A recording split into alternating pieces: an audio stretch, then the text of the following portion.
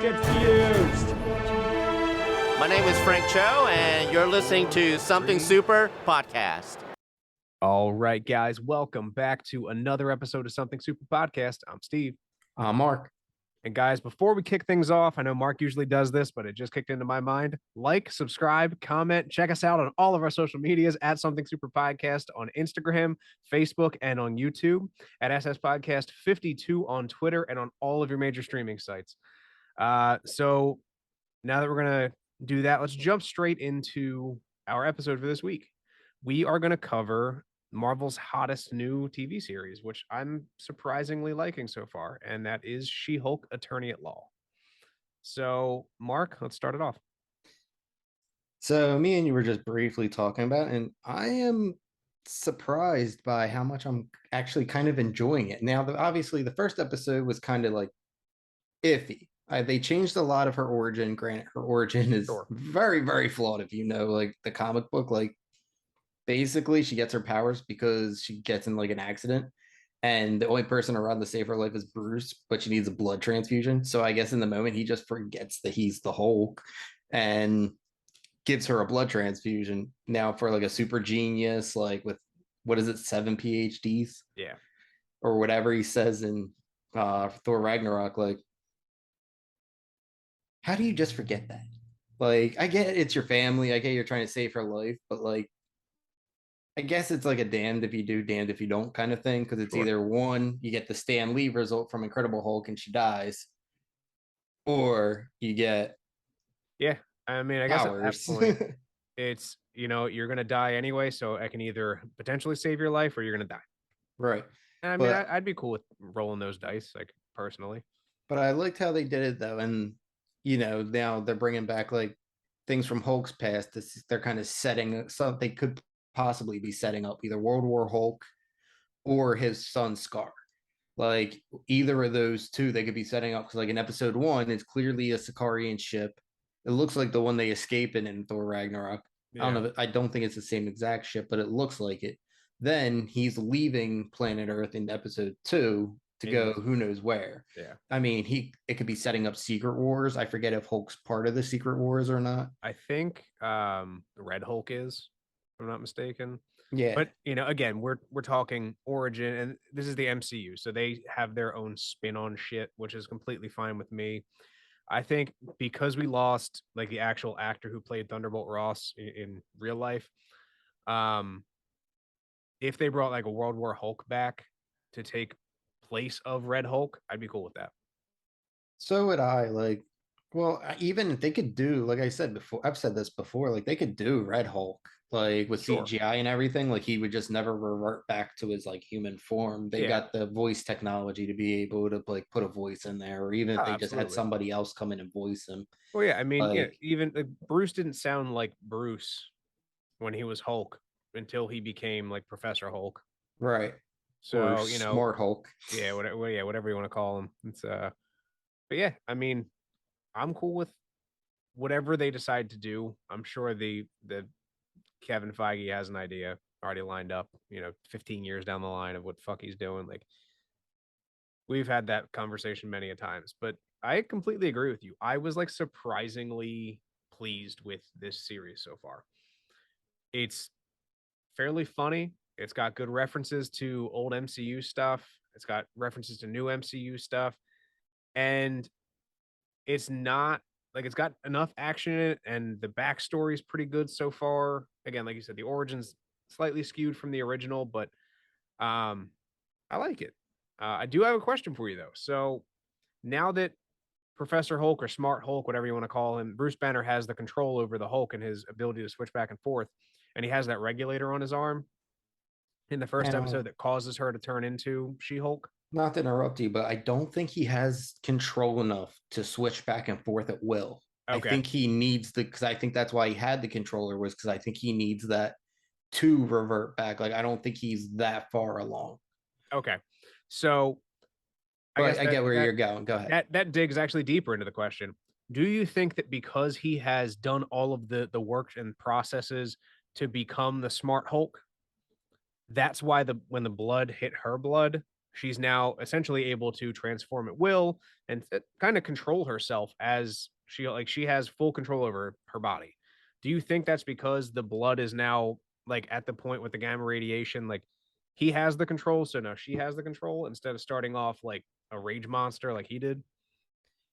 No, I don't think that that plays into it. What I think it is he turned into Hulk under circumstances of stress and well, probably anger and things like that. To where with her, like she says in the show, like she deals with that on a daily basis. She's used to having the control and hold herself back. So just from a personal zen type of a like viewpoint, Okay, I feel like she just has more control over her emotions than he would, which would make that's fair. perfect sense. I mean, if you just look at society as a whole, the whole, boys don't cry, like that could play roles into like your adult life and things like that. So for me personally, I think it's more so, I mean, it very well could influence it. But like he even said, like he studied her blood and the way that it fused with her blood was different because he was able to use her blood to heal himself. Yeah. So I think it's has to do with a closer to like a Deadpool and Wolverine kind of a relationship than Okay. it does like the intelligence side of it. All right. Fair enough. Um, Second question. In the second episode, did you like the fact that they essentially referenced that this is not the first Hulk that's ever existed in the universe? Yeah, like you were saying, like they're not afraid to poke fun at themselves. And the writers actually apparently got into I was reading an article, they got into like trouble with like Marvel and Disney because like the original script had like way more jokes that poke holes and like plot holes in like Marvel stuff. And they were like, yo, like you need to chill out. Like you can make fun of us a little bit, but like you gotta back off. So, like they had to cut a lot of jokes out. And also episode one was actually supposed to be the eighth episode of the season. Okay. And that's why it seems cut and edited so weird. Like the fight scene at the end with what was her name? Titanium? Titania. Titania. So like she's fighting Titania and like it's like she breaks through the wall and then it like cuts to She-Hulk and then she like just magically has like a desk in her hands. It's like, wait, what? Like so there's little things like that and it's actually funny. So me and my fiance Danielle, for you viewers out there, um, we just rewatched Jessica Jones because now they're saying, like her, Luke Cage, and Punisher are probably going to show up in the Daredevil series. So sorry, Danny Rand. But like it's just funny because there's the scene in the first season when like Luke Cage gets blown up by Kilgrave and like they're trying to like inject him with like an IV and like it's just bending all the needles. Yeah. And like the nurse's reaction literally is just like, oh, he's one of them. So it's just funny like looking at the MCU like now at like how just numb to like everything people are. Like an alien invasion is like a normal Tuesday for people now when like It a is. guy with super strength in the 60s was like, holy shit. I was also a huge fan. I know we've actually had a conversation about Emil Blonsky on a previous episode, The Abomination. Yep. I love that she is his first client and like she tries everything to not represent him. She's like, "Oh, like I have a conflict of interest. Oh, you already signed the waiver for that. Like, oh, I don't want to do this. Well, no, you're essentially going to do it or you don't have a job." And he's Right. like cornering her into doing it. And I think he knew that the abomination had gotten out and been in the fight club. And he was like, essentially, you're going to have to fucking do this. And it's going to be hard, but I know you're a good lawyer. And this is where we're at. Like, someone's got to fucking do it and it's going to be you. And I guess, regardless of her winning or losing that case, it's no skin off, GK and H's back, who is the law firm she now works for, because yeah, she's new and she's the superhero division. Yeah, no, like, and I feel like that's where Daredevil's gonna come in because like now it's the superhero division, and if they're gonna canonize the Netflix series stuff, he already represented Frank Castle. Hmm. So like there's already a precedent of lawyers representing now Frank Castle's, just a Marine on steroids, but like, you know, where was I going with that? Yeah. So like it's already precedented that like these superheroes and supervillains like should be getting their due in court, and it makes sense to have like a superpowered being kind of like run that division. Sure. Now, I don't agree with all of the things about it, like she has to stay in her Hulk form all the time and that kind of stuff. Like, Yeah. I get what they're I get what societal issues they're pushing, and I like that they're drawing attention to like how women are treated in the workplace, kind of a thing. Yeah. I really do, and like Marvel does a good job of kind of like sewing those themes in the movies without majority of the time overshadowing the bigger picture of the story. They've done it in almost every series so far. I Right? mean, Like, whether it's Falcon and Winter Soldier or WandaVision, I mean, just straight down the line, if you look at most of their series, they have some kind of like underlying issue that, again, like you said, it's woven into the story. It's not like, oh my God, women in the workplace. And then like that's just an entire conversation. No, it's like we keep moving and right. we're on. So I know I asked you and you said you hadn't seen it, but they set up a couple different things along with Hulk leaving. They set up a couple other things in this episode. So the first one was they finally referenced Eternals. Hmm. There's an article clipping that talks about a statue sticking out of the ocean. So, like, okay, now I remember I think it was one of our recent episodes. We were like, are they ever gonna bring this up, or are we just like not supposed to know it happened, or how are we No missing one this? references it. Right. Like I feel like uh, something of that size coming out of the earth would like disrupt some kind of atmosphere and create some kind of environmental issue somewhere, flooding, something like that. Yeah. But you know, guess not. It's Marvel. But then the second one, which is what I'm really excited about, and it's something that like me and my coworker talk about all the time, is like, how are they going to introduce the X-Men? So like in Multiverse of Madness, we finally got Charles Xavier. So it's like, okay, if he exists on that Earth, he has to exist on the other Earth. So he's out there somewhere. Mm, Now, where are they going to bring them in? Are they going to wait till Secret Wars? Are they going to sprinkle them in with the Fantastic Four? Are they going to do this, that, whatever? But there's an article that says man with claws gets in the bar brawl, and there is like two people that could be. Number one would be either could be Sabretooth, honestly. Like sure. we've seen him in a couple other like renditions of the X-Men movies, or more likely it is Logan himself, Wolverine. Which would be We awesome. right, like I mean, we had I think it's Days of Future Past when they try to recruit him and he's in the bar and he tells them that fuck off. You got the very first X-Men movie, I believe when he's first found is like a cage fight kind of Yeah. thing. Like I'm just curious who's going to play them and how are they going to introduce them? Because that's it for like that's how it is for me. Because I know you as along with me, like it's Hugh Jackman. Like we grew up like Robert Downey Jr. is Iron Man, Ryan Reynolds is Deadpool, Hugh Jackman is Wolverine. Like Yep. no It, ifs, ands, or buts about it. it's going to be a tough role to fill. And that's the thing. I feel like Marvel and the MCU, like where they're at currently, whoever they choose is going to be someone that is not necessarily going to be a better fit, but is going to be almost as good. And because you're never Right, going to get the like, if I look at like movie characters down the line, like I'm never going to see Daniel Radcliffe as essentially anyone but Harry Potter. You know, right.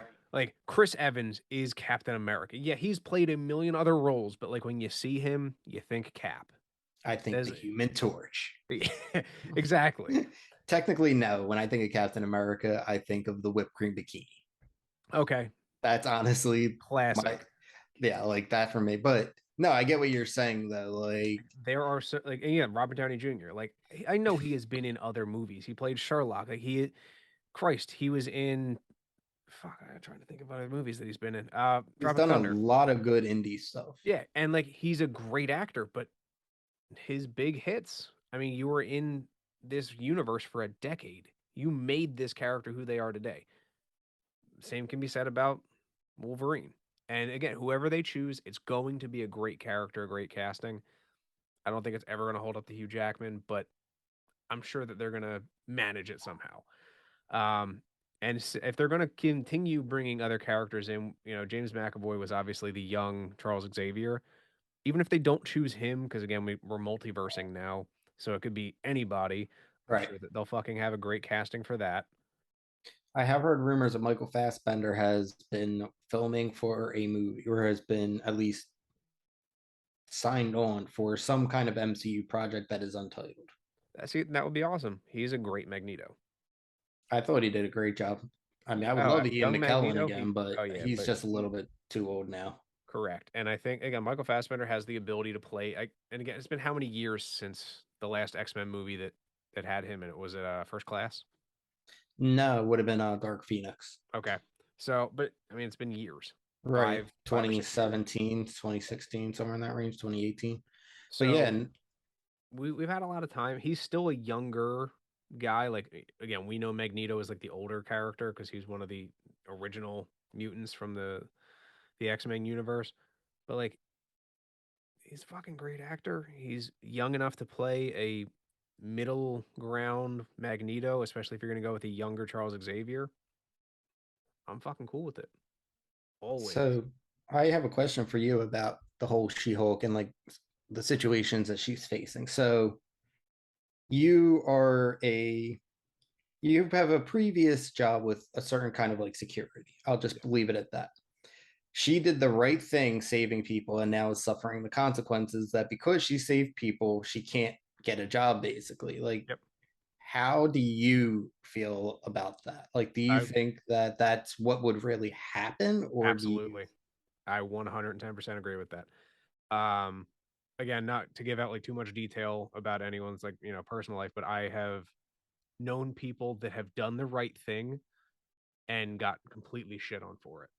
And it sucks because like again, it's doing the right thing. Like she did what was supposed to have been done as with great power comes great responsibility, as the Right, easiest way to put it. So, yeah, in the moment, she did what was right. She saved a bunch of people. She could have let them get crushed, but now she's paying the price for it because she is a distraction in court. They said that, the entire case got thrown out because of her because there was, bias in the jury. And I think that the guy who runs the H in the GK and H, um, Holland, yeah, but no, He like I think he got her fired on purpose. Honestly, like I think he purposely got her kicked off and she mentions it. She's like, "You got me fired so you could hire me." Yeah, right, he did because he knew what he was doing. He's a smart fucking bad guy. I mean, he's a bad dude. Let's You can taste that in the air. It's palpable. yeah, But no, I 100% agree. It's a real life scenario. yeah, because like for me personally, like I don't think that like Blonsky's going to be the villain of the series. Like I think he'll be a anti-hero or an anti-villain or an anti-hero like in the MCU.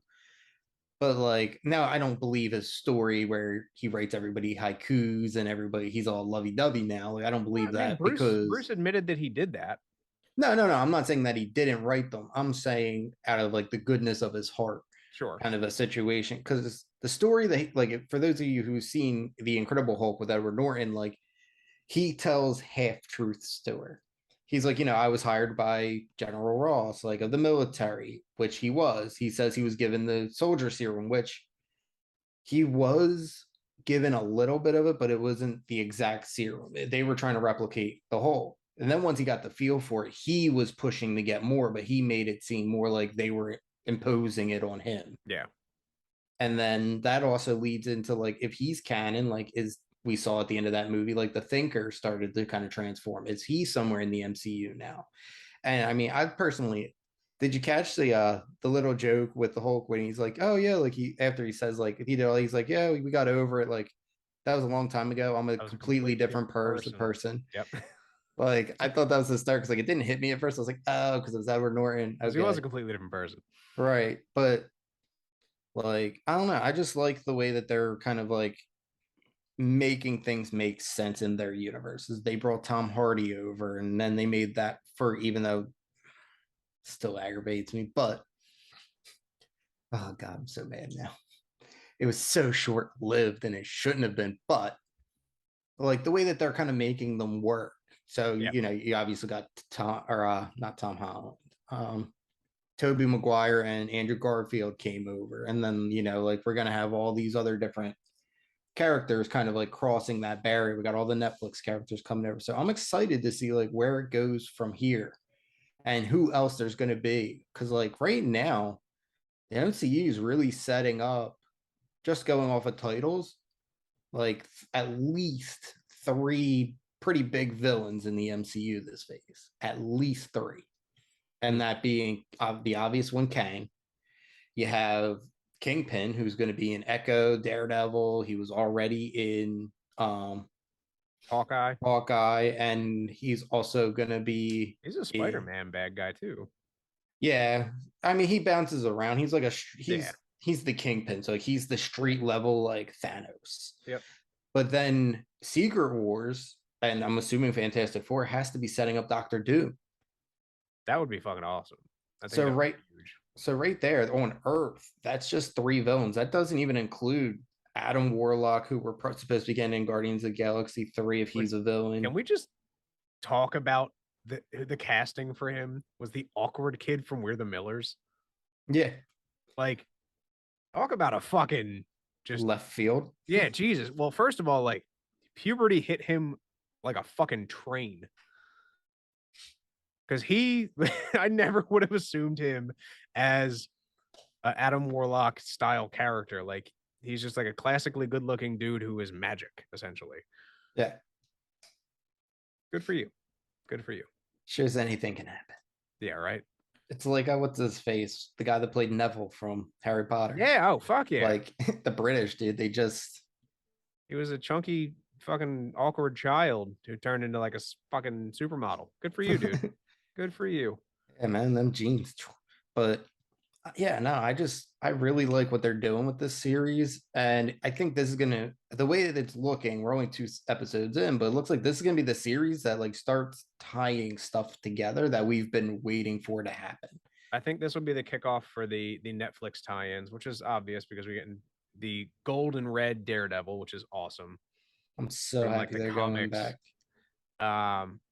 I'm curious though if they're gonna make the Netflix series canon, how they're gonna like what part of the timeline this falls in.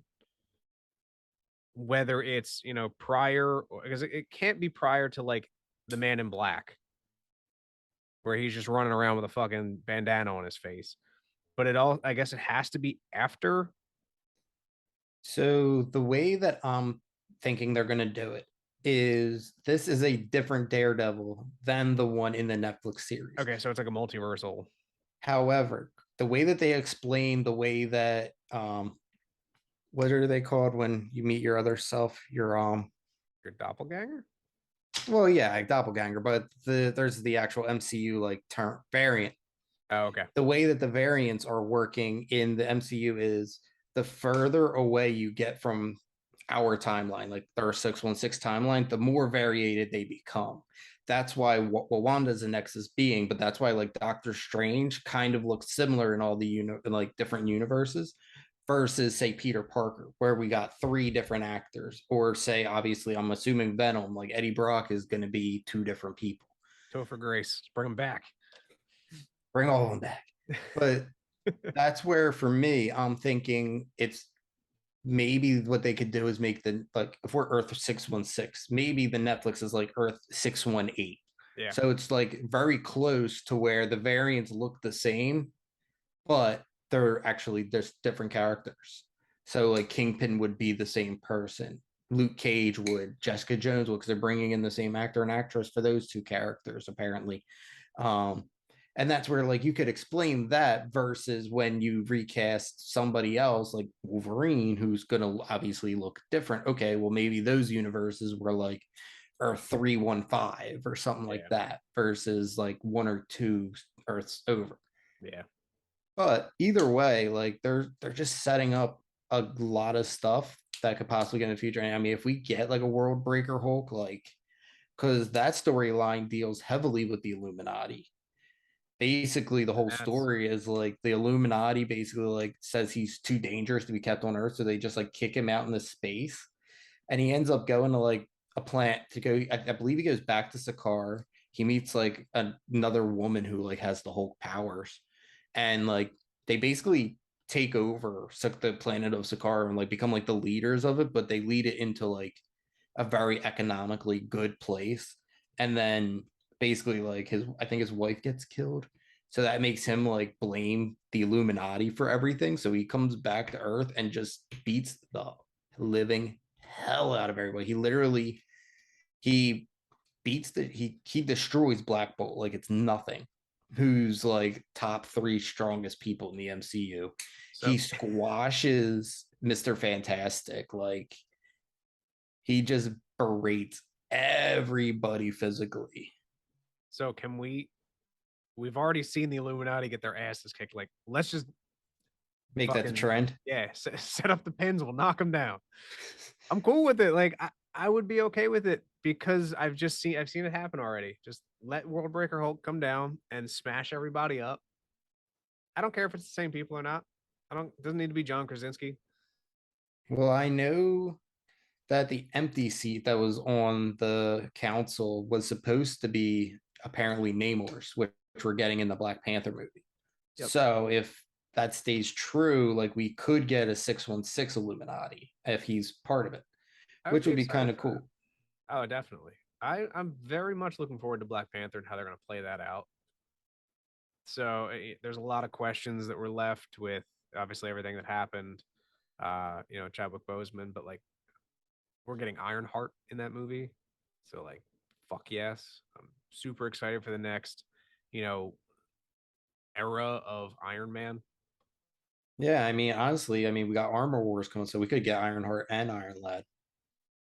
Yes, and if Like, they're because bringing if back the I'm, kid from Iron Man 3, Harley, whatever his name is, yeah, do because it. if I'm not mistaken, one of them is West Coast Avengers and the other one's the Young Avengers, correct? Yep. Or are they both Young Avengers? No, West Coast Avengers is different. Yeah, right. But I'm saying though, is one there and one the other, or are they both in the one? That's the only thing I always forget. I think the West Coast Avengers is separate from the Young Avengers. Oh, it's definitely separate. I'm just trying to think if Ironheart and Iron Lad are I on think separate sides of the coin or if they're both in one or the other. That's where I no, I forget. think so. I think in the Because one is it's like one per, but I feel like for this series because they're both so young, they would both fall into the Young Avengers. right. Because I mean, She-Hulk does take place in California, Yeah, which is a nice change of pace. Like we're not in New York again. yeah. Also, um, real quick, since we're talking about things and iron people, the helmet from the Ultron program that Tony and Bruce started up, and there was the broken up helmet inside of Bruce's cabana. Yep. So all these little references, like I'm so fucking excited to see that shit. Also, there's kind of a plot hole. So I don't know if it's a plot hole or if it's something that will get explained, but behind, like when they show that, if you look over her shoulder, is also Hulk's gladiator helmet from Thor Ragnarok on Mhm. display. So he did not have that with him No, when he left Sakaar. So either one, somebody sent it to him. Two, he went back at some point and got it. Because also remember, like Bruce wasn't on Sakaar for that long. Bruce was only on Sakaar for maybe like a day and a half. Like it was Hulk who was there for 2 years because when he changes back, like when Thor gets him to change back, like he doesn't know what's going on. He doesn't remember anything. So like Bruce couldn't have gotten a lot of knowledge about the ship and stuff until he merged minds with Hulk. yeah. But no, I'm curious to see how they go because I don't think Titania can hold weight enough to be the real big bad. Oh fuck no. Especially Blonsky's not being taken down that easily. right, and the Abomination I feel is just too on the nose for the way Marvel does things. So I'm wondering if maybe Red Hulk is actually going to be That the would be main interesting. villain, and that's how you introduce him, and then the series ends with Valentine or what's her name, Valentina, Yeah. Valentine, Valentine going and recruiting him. So I'm actually so because we obviously don't have General Ross anymore, maybe the dude from the The law firm. firm. Yeah. He's got that same kind of vibe. Like he's definitely not a good guy, but he kind of like plays the fence. Like he knows he's doing wrong, but he's still technically on the right side of the law. uses loopholes to do the wrong Yeah. thing. Yep. No, Yeah. I mean He hides in the sunlight, but he still fucking works in the shadows. that would be a really nice twist. I was thinking that, but then even I was like, that could be a little bit too much on the news. It Like is a little bit too obviously much, but he's like I don't know. I get rubbed the wrong way every time I fucking see him on screen. I'm like, I just want to punch him in the fucking face. And good on you casting Marvel, because you have so many fucking characters like that I just hate, and I applaud you for that because I don't hate the person that plays them. Like, I really don't. But no, but god damn it, do I hate those fucking characters? yeah, it's like Joffrey from Game of Thrones. Like the kid's a good actor, but like his career got tarnished because he played such a good villain. Like Yep. nobody wants him in anything. They're like everybody hates you, so you're not going to sell box offices out. Like, but for me with him, like I get rubbed the wrong way. But I'm wondering if it's one of those things where it's kind of like, granted, it's a comedy, but like kind of like Liar Liar, to where like he's a terrible person, but like he's actually just good at his job of being a defense attorney, but like he's an asshole because of it. Because Oh, like I you know mean, what I I've watched mean? It's Suits, like and that's essentially what they are in Suits. Like in Suits, they're dicks all the time. Like they're right, like high fucking paid, high class lawyers who are just assholes because they get millions of dollars a year and they don't give a shit. right. So for me, I'm just curious of like, is he really a bad guy or is he like just kind of like good at his job and like very strategic in the way he knows how to navigate that? Like you said, like he basically got her fired so he could hire her. So like yes, it's a terrible thing to do, but like you're also supplying her with a job. Granted, the guidelines of that job suck, but like Yeah. this, and that's for me, it's like he shouldn't be treating her like that, but it again, like he didn't have to offer her a job when nobody was. Like he Correct. has a very and he's trying to like support super powered beings. Also, I want to know who else is in that prison because that's what the third prison we've seen now. Yeah. Because there's the raft, Hmm. there's that one. Well, they don't ever say that I mean, obviously it's not the raft because it's not in New York, but like, Well, the raft's the one that's out in the middle of the ocean yeah, but it's from Civil War that they had all them on. okay. Well, I'm Jesus Christ. I'm just referencing like uh the Spider-Man video game for some reason. I just Well, because even all the characters are like from New York that well, escape even there, I think it's like its own island. It's kind of it's supposed to be Rikers. model, yeah, Rikers, yeah. It's supposed to be modeled off like Alcatraz. Yeah. But yeah, But I yeah, mean, so like we got Rikers, you have the raft, and I forget the name of this one. So, but like I want to know like who else is housed here then? mhm, Because like I would have thought that he would have been on the raft. yeah. And Yeah. also, like, how do you not know he's getting out to go fight in these like underground tournaments? Oh, they absolutely knew. And I You know think what I mean? Like, that's why I believe that this dude is a bad guy because he set her up. He's like, turn on the news. There's no way he didn't fucking leak. He leaked that shit. I don't think I'm he saying it. leaked it because I mean, it was an underground fight club. You know what I mean? Like in Japan or But China or whatever. so So like, I'm sorry, you can't escape prison. He could have. This is based on Suits. Like in Suits, if you're talking with your lawyer, you get out of your cell and like you're able to do other special things. And if this guy has the pull that I think he does, he was able to get Blonsky out of the cell long enough to talk to him and like, or at least get the guards to go away so he could break out of the cell and do his well, thing. Wong is the sorcerer supreme. Like, it's not like he just walked out of the prison, but there's got to be cameras on him. Like, Hmm. but that was just for me. Like, that's just kind of like, how did they, like, how do you not know that that was happening? Which, like you said, he probably has pool, probably was hiding it. And now that it's out, it's like, hey, figure it out. Yep. So But yeah. I'm Oh, excited to see though. I mean a She-Hulk and Abomination versus Red Hulk fight to in the yeah. finale. I could see The that enemy of happening. my enemy is my friend. I can appreciate that. Yeah, and then then Abomination becomes like an anti-hero, I guess, or like I guess he would be an anti-villain. Yeah. But no, I'm just that's honestly that's all I really got on the episode. I'm really happy with the pace of it. I like the action's a little bit corny, like when Titania like does like that jumping Power Rangers kick at her. And can I just point out, it's so little. It's such a little fucking thing. it really annoyed me that like when she's like coming at the kick, like She-Hulk doesn't even have to move. Like if She-Hulk could have did nothing and she would have went right past her and just missed her. Yeah. Like when she punches her in the stomach, she didn't sidestep and punch her. She just punched straight forward. And to do that, you would have been like over here. Yep. Like, but no, I'm curious to see where it goes, how they do it, and I really like the post credit scenes, like her obsessions with Captain America and Oh yeah, his sex life. That's hilarious. Captain America. Fun. Yeah, so far though, like the post credit scenes have been good. There's been two. They're two for two. So I'm assuming that they're gonna have one every episode, which is awesome. It's different than some of the other shows that they've had in I think Marvel. it's because she breaks the fourth wall, and that's where I'm trying to figure out the laws of the fourth wall with her. Because like when Deadpool breaks the fourth wall, everyone can hear him talking to us.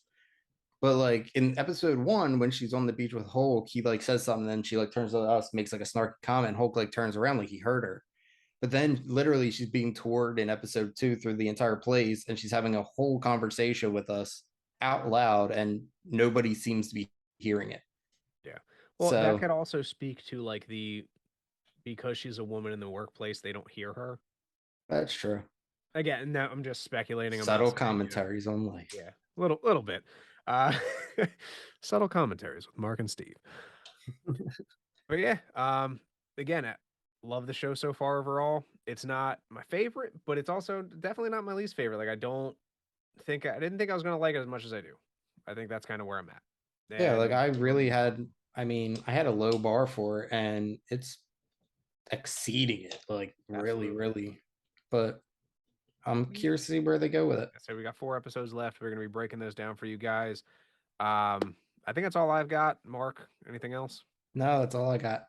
Awesome. So, guys, last but not least, we are on all of your major streaming platforms. We are on Instagram, Facebook, and YouTube at Something Super Podcast. I know I've already said this, but why not plug it twice? And we are on Twitter at SS Podcast 52. As always, I'm Steve. Mark. Thanks for listening. We'll catch you next week.